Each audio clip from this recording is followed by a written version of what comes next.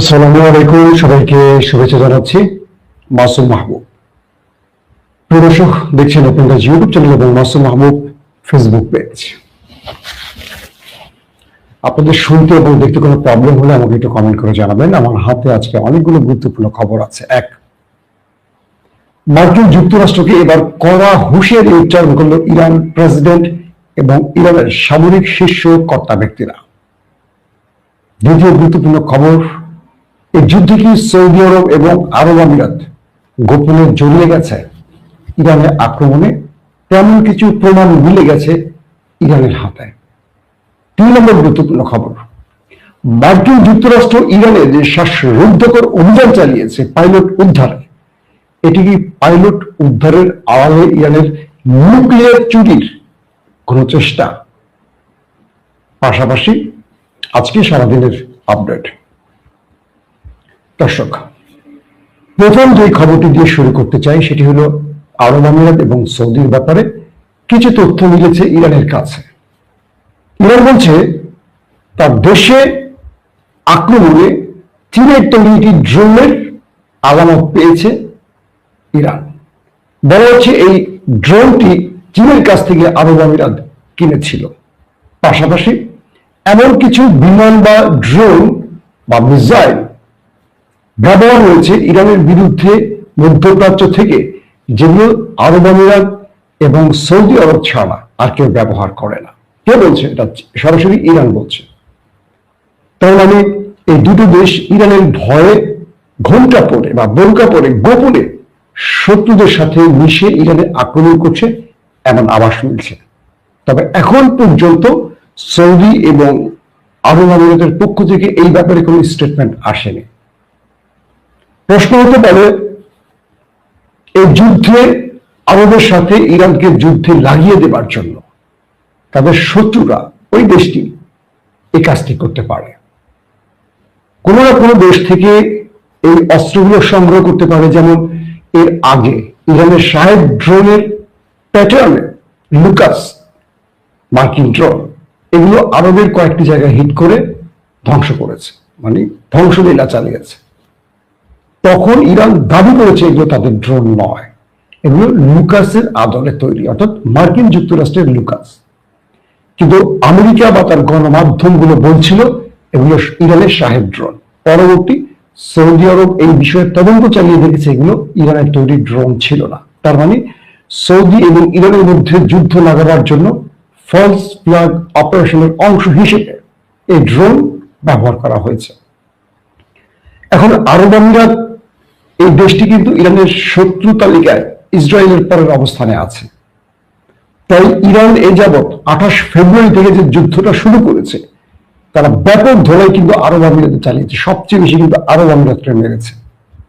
এবং বলা হয় ইসরায়েলের মিত্র হিসেবে আরব আমিরাত এবং জর্দান মুসলিম রাষ্ট্র হিসেবে এই দুটো দেশ ইসরায়েলের মিত্র হিসেবে সবচেয়ে বিশ্বস্ত, মানে ইসরায়েলের বিশ্বস্ত। তো ইসরায়েলের যখন বিশ্বস্ত হবে তখন আলটিমেটলি ইরানের জন্য বিশ্বাসঘাতক হবে, এটি স্বাভাবিক। তো ইরান তাদেরকে সতর্ক করে বলেছে, যদি এর কোনো প্রমাণ ইরানের হাতে মেলে, একদম প্রমাণিত হয় যে এই যুদ্ধে এই দুটো দেশ কোনো প্রকার আক্রমণ চালিয়েছে, তাহলে ইরান তার প্রধান শত্রুদেরকে কিছুটা ছাড় দিয়ে হলেও কয়েক ঘন্টা আগে আরবকে পেটাবে। বুঝতে পারছেন? যেখানে আরবের আব্বারা ব্যর্থ হচ্ছে ইরানের কাছে, সেখানে পুচকে আরব গোষ্ঠী যারা যুদ্ধ কৌশল বাদ দিয়ে নারী, মদ, বিলাসিতা, এগুলো নিয়ে ব্যস্ত থাকে, এগুলো আবার তারা সৌদি আরবে করে না, এগুলো আবার ইউরোপে গিয়ে করে। আমার খুব ভালো একটা স্মৃতি আছে। ইংল্যান্ডে তখন আমি ঈদে ছিলাম, ইংল্যান্ডে তখন বন্ধু শামীম আর আবুল হোসেন দুজনে আমাকে আসছে নিয়ে আমরা ঘুরতে যাব। তো ইংল্যান্ডের মধ্যে আপনাদের এরিয়া আছে, একটা হিন্দু এরিয়া, একটা মুসলিম এরিয়া, একটা আফটার পাইল, একটা প্লেস টু, একটা হোয়াইট চ্যাপেল, এগুলো একটা বাঙালি এরিয়া, এরকম আরবদের এরিয়া আছে। তো আরবদের এরিয়াটা হলো যে ব্রিটিশ যে প্রধানমন্ত্রী ছিলেন চার্লস, মানে ডায়নার যে হাজব্যান্ড, তার বাসাটা থেকে একটু সামনে গেলে, মানে তার যে এখন যে বাসাটি আছে তার সেই বাড়ির একটু সামনে হলো আরাবিয়ানদের এরিয়া। তো সেই এরিয়াতে আমরা বেড়াতে গেছি। সব যুদ্ধ করা আরবরা, সব কিন্তু যুদ্ধ করা, সবগুলি লোকে সীসা টানতেছে বাইরে বসে বসে।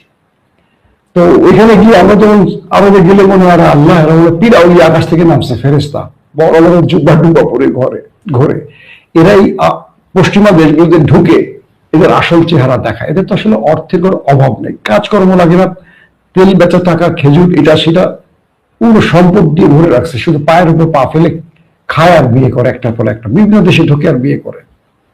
সবার ক্ষেত্রে হয়তো এরকম হয় না, বাট অধিকাংশ ক্ষেত্রে এটা হয়। তো এখন যে আরবদের কথা বলছি, এই আরবরা যুদ্ধবাজ না, এরা মনে করে এদের হয়ে আমেরিকা যুদ্ধ করে থাকে। আমেরিকা যখন ডাকছে আসো তোমরা আমাদের সাথে ইরানকে পেটাই, ওরে বাবা কি বলেন, ওরা আপনি ভেঙে দেবেন আর ইরান পিটিয়ে আমাদের ল্যাংটা করে ছেড়ে দেবে। এরা হল এই টাইপের লোক, যে কারণে আরবের মানে ইসরায়েলের বিরুদ্ধে পুরো আরব মিলেও যুদ্ধ করে টিকতে পারেনি এক নতুন শাসিত বা নতুন তৈরি হওয়া ইসরায়েলের বিরুদ্ধে। দর্শক, তো দ্বিতীয় যে গুরুত্বপূর্ণ খবর সেটি হলো আজকেও দখলদার দেশে মোটামুটি ব্যাপক অ্যাটাক চালিয়েছে ইরান, আরবের মধ্যেও কয়েকটি টার্গেটে হিট হয়েছে। এটা এখন আসলে কি বলবো, প্রতিদিনকার খাবারের মতো হয়ে গেছে, প্রতিদিন এটা হচ্ছে, এটা থেমে থাকছে না, একটু এক্সট্রা কিছু অর্ডারি কিছু হলে এটা আমরা জানাবো। তবে বিপজ্জনক যে বিষয়টি হলো, ট্রাম্প ঘোষণা দিয়েছে আগামী মঙ্গলবার থেকে তিনি ইরানের বড় রকম অ্যাটাক চালাবেন, ইরানের পুরো পাওয়ার প্ল্যান্ট ধ্বংস করে দেবেন, এরপর পুরো পানির সিস্টেম ধ্বংস করবেন, এরপর ইরানের গুরুত্বপূর্ণ অবকাঠামো ধ্বংস করবেন, মানে পুরো ইরানকে পাথরের যুগে পাঠিয়ে দেবেন। বুঝতে পারছেন যেটা আমেরিকা ঘোষণা দিয়েছিল। ট্রাম্প তো আছে এটা বিজয় লাভ করেছে, তারা একজন পাইলটকে ইরানের ভেতর থেকে উদ্ধার করেছে ফেস সেভিং এর জন্য, এটা তো ট্রাম্পের জন্য অনেক বড় প্রাপ্তি। তো ট্রাম্প হঠাৎ করে খেপে গেলেন, ইরানকে পাথরের যুগে পাঠিয়ে দেওয়ার জন্য মঙ্গলবার থেকে বড় রকম অ্যাটাক চালাবার ঘোষণা দিলেন কেন? আসলে একটু পেছনে যাই। আজকে দিনে যারা নিউজগুলো দেখেছেন তারা হয়তো খেয়াল করেছেন অনেকগুলো খবর। প্রথম যে খবরটি, ইরানে 48 ঘন্টা একটা বিশাল অগ্নি পরীক্ষা গেছে আমেরিকার জন্য। আমেরিকা তার একজন হারিয়ে যাওয়া পাইলটের উদ্ধারে এসেছিল। C-130 ব্ল্যাক হক হেলিকপ্টার, ড্রোন, ফুয়েল ট্যাঙ্কার সহ আরো অনেকগুলো কি বলবো আকাশযান নিয়ে। এখন ধীরে ধীরে যে খবরগুলো আসছে, এই লড়াইতে অনেকগুলো গণমাধ্যম দাবি করছে 4 থেকে 500 নাকি সেরাই ব্যবহার করছে ইরান। এগুলো বিভিন্ন গণমাধ্যমের দাবি। অর্থাৎ একজন পাইলটের জন্য এত বড় বহর, কেউ কেউ বলছেন 1 ডজন বা তারও বেশি, 1.5 ডজনের মতো আকাশযান ব্যবহার করা হয়েছে। শুধু 1 ডজন মানে তো 12টা, কেউ বলছেন 20টা বা 18টা বা 20-এর অধিক। এই সূত্রগুলো অ্যারাবিয়ান বিভিন্ন গণমাধ্যম আউটলেটে আসতে শুরু করেছে। তাহলে 4 থেকে 500 কমান্ডো নিয়ে আমেরিকা ইরানে প্রবেশ করলো কেন? অঞ্চলটি কই? সেই দুর্ভেদ্য অঞ্চলটি হল ইস্পাহান এলাকা। ইস্পাহানে কি আছে? ইরানের নিউক্লিয়ার প্রজেক্ট আছে, নিউক্লিয়ার প্ল্যান্ট আছে। বলা হচ্ছে আমেরিকা মূলত তার পাইলট উদ্ধারের কথা বললেও তিনি এসে একটা ভিন্ন উদ্দেশ্যে। আর সেটি কি? ইস্পাহানে অভিযান চালিয়ে সেখান থেকে নিউক্লিয়ার চুরি করা। এই মুহূর্তে আমেরিকার ফেস সেভিং এর জন্য এটা একটা বিশাল কাঙ্ক্ষিত টার্গেট হতে পারে। কি রকম? আমেরিকা ইরানকে শর্ত দিয়েছিল কি, হরমুজ খুলে দাও, নিউক্লিয়ার দিয়ে দাও, এই তো প্রধান প্রধান। রেজিম চেঞ্জ তো পারেনি, ব্যালিস্টিক প্রোগ্রাম এখনো কন্ট্রোল করা সম্ভব না, কিন্তু প্রধান একটা ইস্যু হতে পারে নিউক্লিয়ার। সামরিক বিশ্লেষকরা বলছেন ট্রাম্প বাহিনী বা মার্কিন কমান্ডোরা মূলত ঢুকেছিল ইরানে, তারা পাইলট উদ্ধারের নাম করে ইস্পাহানে বড় স্ট্রাইক চালাবে এবং সেখান থেকে নিউক্লিয়ার হাতিয়ে নেবে ইরানের বিরুদ্ধে, এবং এটি দিয়ে ট্রাম্প যুদ্ধ শেষ করবেন ফেস সেভিং এ, যে আমরা নিউক্লিয়ার নিয়ে এসছি, এবং এই যুদ্ধে ইরান পুরোটাই মাঠে মারা যাবে। অর্থাৎ ইরান তার নিউক্লিয়ার রক্ষা করতে না পারলে ইরান তার ভূখণ্ড রক্ষা করার যোগ্যতা হারাবে, এটি স্বাভাবিক, তাই তো? ইরান দুটো ট্র্যাপে ভিন্ন স্টাইলে খেলেছে। দেখেন, একটা ঐতিহাসিক রাষ্ট্রের ভেতরে এখন কিন্তু ডাক সাইটে বড় বড় পাওয়ারফুল লোকগুলো নেই, ম্যাক্সিমাম মারা গেছে। ইয়াং ব্যক্তিরা আছে, ইয়াং সামরিক অফিসাররা আছে, আর যারা একটু বয়স্ক আছে তারা আন্ডারগ্রাউন্ডে আছে, অথবা মাস্টার মাইন্ড গুলো একটু নেপথ্যে থাকে, হয়তো ইরানের আপার লেভেল জানে, লোয়ার লেভেল জানে না, অথবা আমেরিকায় জানে না এখন কে এই গেম করছে। হয়তো বা জানে কিন্তু আমেরিকা প্রকাশ করছে না, ইসরায়েল জানে হয়তো বা প্রকাশ করছে না, হয়তো স্ট্রাকচার নিয়ে মারিয়ে দেবে। যখন ইরানের সেই মানে কি বলবো ভয়ঙ্কর অঞ্চলটিতে যেখানে মার্কিন বিমান ভূপাতিত হয়েছে, যেখানে পাইলট তার শেষ সিগন্যাল কমান্ডো বাহিনীকে দিয়েছে, সেই অঞ্চলে আমেরিকা আসে।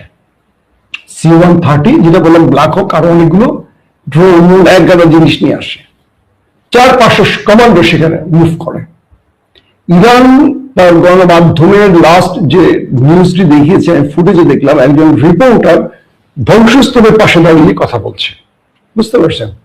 এভাবে ধরে কথা বলছে একজন রিপোর্টার, তার পাশে আমেরিকার যে সামরিক যানগুলো এসছিল, যুদ্ধ বিমান, হেলিকপ্টার, ড্রোন, এগুলো ভূপাতিত করার পর এগুলো পুড়ে একদম টুকরো টুকরো হয়ে জ্বলে পুরো শেষ, বিশাল স্থান জুড়ে। সেখানে রিপোর্টার লাইভ রিপোর্ট করছেন, পুরো অঞ্চলটা দেখিয়েছে। তার মানে ইরান তাদের কি পরিমাণ ক্ষতি করেছে সেই দৃশ্যটা দেখলে বুঝবেন। একেবারে অনেক অঞ্চল জুড়ে মানে প্রচুর সামরিক যান ধ্বংস করেছে ইরান। ইরান যে দাবিটি করেছে প্রায় 1 ডজনের তারা হিট করে ধ্বংস করেছে, এটাই সত্য প্রমাণিত হচ্ছে এখন। আমেরিকা বলেছে 6টিতে আঘাত করেছে, আর ইরান বলছে 10 থেকে 12টির মতো যুদ্ধ বিমান, হেলিকপ্টার, ড্রোন। এটা আমার কাছে এখন সত্য প্রমাণিত হচ্ছে। নাম্বার 2, আমেরিকার কমান্ডোরা মূলত এখানে নেমেছিল পাইলট উদ্ধারের নাম করবে, আর ইরান পাইলটের উদ্ধারের সামনে রেখে তাদের সাথে একটা ফাইটে যাবে। এই ফাঁকে মার্কিন কমান্ডো বাহিনী চলে যাবে ইস্পাহানে নিউক্লিয়ার প্রজেক্ট দখলে, এবং সেখানে তারা নেমে অভিযান চালাবে। যখন তারা সেখানে মুভ করবে, একটা গ্রুপ ভেতরে যাবে, একটা গ্রুপ বাইরে ইরানের সাথে লড়াই করবে। এই সময়টিতে ইসরায়েল আমেরিকা আকাশ থেকে এসে ইরানের বাহিনীকে উপর থেকে ব্যাপক বোম্বিং করবে বা শেলিং করবে। টার্গেট হলো, এটা ছিল আমেরিকার। কিছু মাধ্যম বলছে, আমি কিন্তু সামরিক বিশ্লেষক না, আমি বিভিন্ন আউটলেট গুলোকে সারাদিন ঘেটে, যেগুলো মোটামুটি নির্ভেজাল, একটু সঠিক তথ্য দেয়, বিভিন্ন সাইট, ইসরায়েলের সাইট বলেন, আমেরিকার সাইট বলেন, ইরানের সাইট বলেন, টার্কিশ বলেন, আরাবিয়ান বলেন, বিভিন্ন জায়গা থেকে আমি এটা কনফার্ম তথ্য রেডি করে আপনাদের জন্য প্রেজেন্ট করি। বিভিন্ন জায়গা থেকে এগুলো সংগ্রহ করি, একটা পত্রিকা দেখে দেখে সংগ্রহ করি না, এটা আমার কখনো অভ্যাস নেই। আমি টেলিভিশনে চাকরি করার ক্ষেত্রেও আমার রিপোর্টারদেরকে এই গাইডলাইন গুলো দিতাম যে তোমরা সবসময় রয়টার্স ফলো করো কেন, বিবিসি ফলো করো কেন, এদের মালিক কারা? এরা তো সবসময় পার্শিয়াল নিউজ দেয়। গণমাধ্যম ইম্পার্শিয়াল হবে, পার্শিয়াল নিউজ দিয়ে গণমাধ্যম চলে কি করে? তো পশ্চিমা দুনিয়া তো সঠিক তথ্য দেবে না কখনো, তারা তাদের মতো করে দেবে, তাদের স্বার্থে যাবে সেটাই দেবে। আবার ইরানের গণমাধ্যম পুরোপুরি সত্য দেবে না, যুদ্ধ চলাকালীন তারা এইরকম খবর দেয়। তাহলে আশেপাশের গণমাধ্যম গুলো ফলো করো, রাশিয়ানটা করো, চীনেরটা করো, এরকম ব্যাপার। এখন যে বিষয়টি তৈরি হয়েছে, ইরান দুটোই বুঝতে পেরেছে যে এই বিশাল বহর নিয়ে আমেরিকা যখন নেমেছে, তাদের টার্গেট হলো নিউক্লিয়ার চুরি করা। ইরান তার অ্যাটাকিং সিস্টেমটাকে কয়েকটা ফ্রন্টে ভাগ করেছে। একটা হলো যে তারা যে বাহিনীটি নেমেছে পাইলট উদ্ধারে, তাদেরকে ব্যাপক অ্যাটাক করবে, যত পারে হতাহত করবে। প্রশ্ন হলো, এতগুলো সামরিক যান ধ্বংস হয়েছে, এতগুলি সামরিক যান, মার্কিন সেনা একটাও মরে নাই। ইরান মিসাইল মেরে, রকেট মেরে, গুলি করে শুধু যুদ্ধ বিমান শেষ করেছে। মানুষগুলো হাওয়া হয়ে গেছে, বাতাসে ভেসেছিল তখন। তার মানে প্রচুর সংখ্যক হতাহতের খবর আসতেছে। যারা বেঁচে গেছেন তারা তাদেরকে নিয়ে কেটে পড়েছে, একটা ব্যাপার। দ্বিতীয়টা হলো, ইরান সঙ্গত কারণে হয়তো দেখাচ্ছে না, কারণ আছে, সেটা ধারাবাহিক আসবে। 3 নম্বর যে বিষয়টি, আরেকটা ক্ষেত্রে ইরান ওই বাহিনীটিকে মোকাবেলা করেছে যাতে তারা ইস্পাহানে মুভ করতে না পারে। ওই ইস্পাহান যে মুভটি যাবে, তারা ওই পয়েন্ট থেকে ইরান সবচেয়ে বেশি অ্যাটাক করেছে, যে কারণে আমেরিকা, ইস্পাহান তো দূরের কথা, তারা ওই যে পাইলটের কথা বলছে, আদৌ কনফার্ম না যে পাইলট তারা হইতে পারছে, আদৌ কনফার্ম না পাইলট বেঁচে আছে। যেদিন এই পাইলট নিজে মাইক ক্যামেরায় দাঁড়িয়ে বলবে হ্যাঁ আমি বেঁচে গেছি, আমি সেই লোক, এই প্রমাণিত। এখন একজন পাইলট যদি এসে বলে, আমি যদি মার্কিন পাইলটের পোশাক পরে বলি যে আমি বেঁচে আছি, 2টো গুলি খেয়েছিলাম পেছন দিয়ে, তো পেছন দিয়ে ঢুকে এবং মুখ দিয়ে বেরিয়ে গেছে, হবে? ওই পাইলট যে ওই বিমানটি চালিয়েছেন তিনি সেই পাইলট, এটা প্রমাণ করে যদি মার্কিন গণমাধ্যম চালাতে পারে আমরা বিশ্বাস করব। এখন পর্যন্ত সেই পাইলটের আপডেট কোনো তথ্য আমেরিকা দেয়নি। কে ছিলেন, পরিচয় কি, তার পরিবারের কোনো স্টেটমেন্ট আমরা পাইনি। কিছু কিছু মাধ্যম বলছে পাইলট আসলে ওখানে মরে গেছে, ইরানের সাথে গলাগলিতে সে মরে গেছে, এবং সেখানে মার্কিন কমান্ডো বাহিনীর স্পেশাল কমান্ডোদের মধ্যে অনেকেই মারা গেছে, অনেকেই, সংখ্যাটা অনেক। কারণ ইরান সেখানে ব্যাপক পরিমাণ অ্যাটাক করেছে, কারণ এটা ইরানের ইজ্জতের ব্যাপার। এবং ইরান এখানে একটা খেলা খেলছে যে খার্ক আইল্যান্ডে আমেরিকার এই কমান্ডোরা নামবে, তো ইরান তার মুখোমুখি অ্যাটাকের সক্ষমতাকে ট্রাই করেছে। আমেরিকাও তারা খার্ক আইল্যান্ডে নামতে হবে, ইরানের সাথে তারা একটা প্রতিযোগিতা করেছে। এই পুরো অপারেশনের মধ্যে সবচেয়ে হাই ভোল্টেজ ম্যাচ ছিল এই গত 48 ঘন্টা। এবং আমেরিকা যতটা গর্ব করে বলল যে তারা গেম জিতে গেছে, আসলে জেতেনি। তারা প্রচুর সেনা হারিয়েছে, তারা প্রচুর সামরিক যান হারিয়েছে, কিন্তু একটি কথার মাধ্যমে তারা বোঝাবার চেষ্টা করেছে, তারা অন করেছে। কি সেটি? পাইলট নিয়ে গেছে, পাইলটের অস্তিত্বেরই কোনো খবর নেই এখন পর্যন্ত, সে বেঁচে আছে না নিতে পেরেছে। এমন তো হতে পারে পাইলট ইরানের হাতে আছে, আমেরিকা ফেস সেভিং এর জন্য কথাটা বলছে, ট্রাম্প তার ইজ্জত বাঁচাবার জন্য বলছে, আর ইরান প্রকাশ করছে না ইচ্ছা করে, কারণ প্রকাশ করলে আন্তর্জাতিক নিয়ম অনুযায়ী তাকে নিয়ে আলোচনা বসতে হবে। এমনও হতে পারে এই পাইলটের মাধ্যমে ইরান আগামী কিছুদিন পর ফিলিস্তিনকে বলবো 10,000 ফিলিস্তিনিকে ছাড়াও আমি পাইলট দিয়ে দেবো, ইরান পরদাস কষাকষি করতে পারে। অর্থাৎ এটা আমরা সময়ের উপর ছেড়ে দিই। এখন কোনো দর্শক যদি বলেন মাসুদ আপনি এটা বলছিলেন, না আমি সব অ্যাসাম্পশন করছি, এটা এটা এটা এটা এটা হতে পারে, কারণ যুদ্ধক্ষেত্রে এগুলো হয়, একে অপরের সত্যটা অনেক সময় বলে না। তো ইরানের এই লড়াইতে সবচেয়ে সফলতা কি জানেন? আমেরিকাকে একটি নয়, প্রায় 15 থেকে 20টি যুদ্ধ বিমান হেলিকপ্টার নিয়ে আসতে হয়েছে, বিশাল বহর নিয়ে আসতে হয়েছে, এবং এই বিশাল বহরের সাথে ইরান ফাইট করেছে এবং তাদেরকে ব্যাপক ধোলাই দিয়ে হতাহত করে তাদেরকে বিমানে করে প্যাকেট করে আবার পাঠিয়েছে। এবং তারা যে সামরিক যানগুলো নিয়ে এসছে, C-130 ব্ল্যাক হক আরো যা যা আছে, প্রচুর পরিমাণ ধ্বংস করছে ইরান। একজন পাইলটের জন্য যদি এত বড় ক্ষতি হয়, তো মন্দ কি বলেন?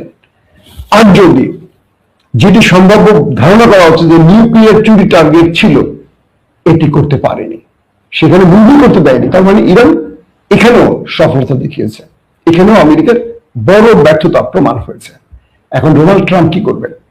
ডোনাল্ড ট্রাম্পের মূল টার্গেট আগামী মঙ্গলবার হুমকি দিয়েছে ইরানকে সকল পাওয়ার প্ল্যান্ট ধ্বংস করবেন, এরপর সকল পানি শোধনাগার ধ্বংস করবেন, এরপর গুরুত্বপূর্ণ রাষ্ট্রীয় অবকাঠামো। ইরানের সামরিক গুরুত্বপূর্ণ ব্যক্তিরা আজকে বক্তব্য দিয়েছেন, প্রেসিডেন্টও বক্তব্য দিয়েছেন, স্ট্রেটলি বলেছেন যদি ইরানের সরকারি রাষ্ট্রীয় কোনো স্থাপনায় হামলা হয়, এবার মধ্যপ্রাচ্য এবং নেতা সাহেবের বাড়ির কিচ্ছু থাকবে না। ইরান বলছে আমরা এই লড়াইতে 25শে ফেব্রুয়ারি থেকে আজ অবধি যে লড়াইটা চলছে, আমরা যা বলেছি তাই করেছি, ঠিক এই ল্যাঙ্গুয়েজটা ইরান বলেছে, আমরা যা বলেছি তাই করেছি। এবার আমরা ঘোষণা দিচ্ছি যদি আমাদের রাষ্ট্রীয় কোনো অবকাঠামো ধ্বংস হয়, শত্রু অনুতপ্ত হবে। ডোনাল্ড ট্রাম্প 48 ঘন্টার যুদ্ধবিরতি চেয়েছেন, এরপর ডোনাল্ড ট্রাম্পকে পা ধরতে হবে। তিনি বলছেন যদি আমাদের গুরুত্বপূর্ণ রাষ্ট্রীয় সম্পদে আঘাত আসে, তাহলে আমেরিকাকে বলবো, নেতা সাহেবকে বলবো নিজের দেশের দিকে তাকান। মানে গালফ কান্ট্রিতে মার্কিন কোন স্থাপনাকে আমরা দাঁড়িয়ে থাকতে দেবো না, সব ঘুরিয়ে ফেলবো। তার মানে আগামী মঙ্গলবার একটা ভয়ঙ্কর লড়াইয়ের দিকে যেতে পারে দেশ দুটো। শেষ পর্যন্ত এই লড়াই আমাদের কোথায় নিয়ে ঠেকাবে জানি না, কিন্তু আমরা আবার বলবো আমরা যুদ্ধ চাই না, আমরা শান্তি চাই। এই যুদ্ধ মানুষকে কিছু দিতে পারে না কান্না ছাড়া, রক্ত ছাড়া। অতএব আসল শান্তির জন্য আমরা আলোচনায় বসি। দর্শক যারা আজকে প্রথম ওপেন ডাইজ ইউটিউব চ্যানেলটি দেখছেন, যদি আন্তর্জাতিক খবর আপনাদের ভালো লাগে বা দেশের খবর ভালো লাগে, চ্যানেলটি সাবস্ক্রাইব করতে পারেন। যারা ফেসবুকে আজকেই প্রথম দেখছেন, লাইক ফলো করে আমাদের সাথে থাকতে পারেন। অবশ্যই আপনাদের জন্য দোয়া থাকবে, আপনারা আমার জন্য দোয়া করবেন। আল্লাহ হাফেজ।